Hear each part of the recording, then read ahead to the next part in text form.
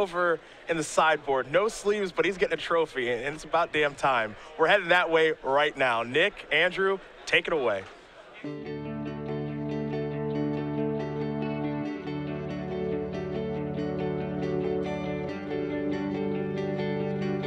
Hello, welcome to the sideboard one last time here in Baltimore. I'm Nick Miller alongside our Standard Open champion, the Boz, Andrew Boswell. Congratulations, sir. Thanks a lot, dude. The handshake comes a little bit of hardware. Sweet. Enjoy this. 8 Yeah. Open top 8s. You claimed it this time. Really? This is my 8th one? I keep track. Wow. Cool. Glad someone is.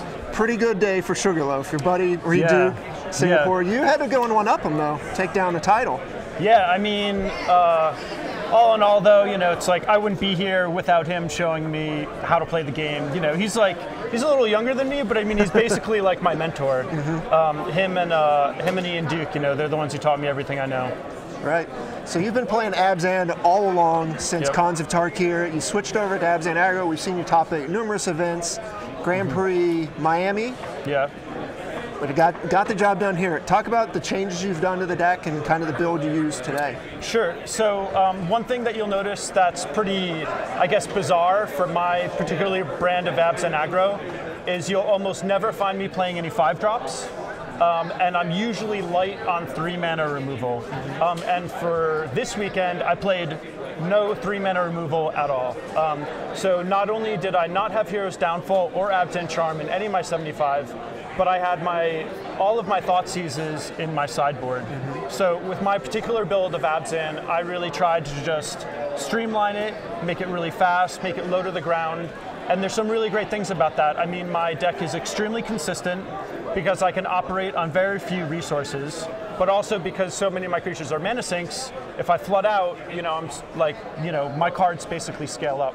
Right. The other thing that's also really great about it is basically everybody is building their decks focused around 3, 4, and 5 mana spells. Those are the linchpins of everyone's deck. Yeah. And because mine is 2, 3, and 4 mana spells with a lot of emphasis on 2 mana spells, I get to start playing cards usually before they do, and on turn 4 I get to play 2 spells a turn. When most of your cards are 3 mana, you're not going to be able to play 2 spells a turn until like turn 6. So I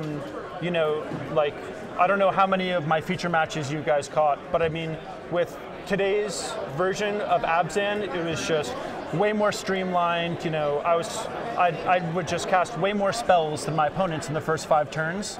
And when I'm casting stuff like Valorous Stance and Ultimate Price, those are just like Doomblades in a lot of matchups.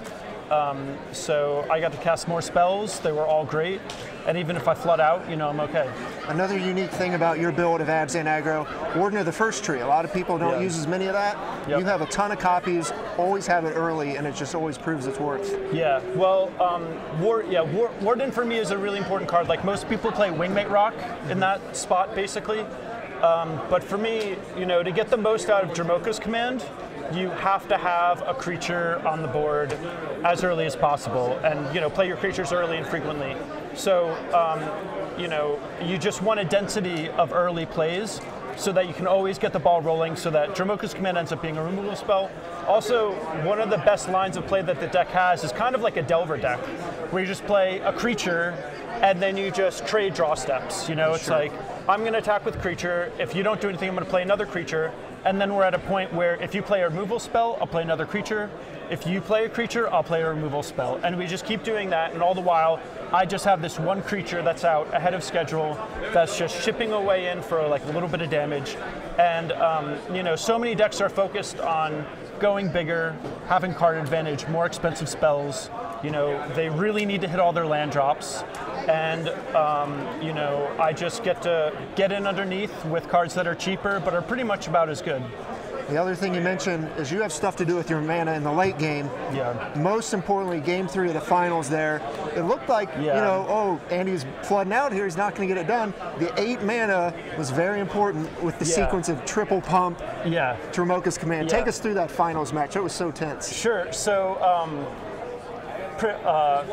like the Warden of the First Tree is like the perfect bridge because, my early drops, my 2 drops, I get to have a high density of them, but then in a really long game when I have a lot of mana, they get to do all kinds of things. And yeah, in that finals match, I flooded out. I was against the Devotion deck, but I basically had more mana than them. Sure. And I actually felt really, really bad about it. I felt like I'd used my Hunt the Hunter on turn 3 a little too early. And I was flooding out, and I was like, yeah, if I'd saved that, I would have been able to kill his turn 4 Plukranos.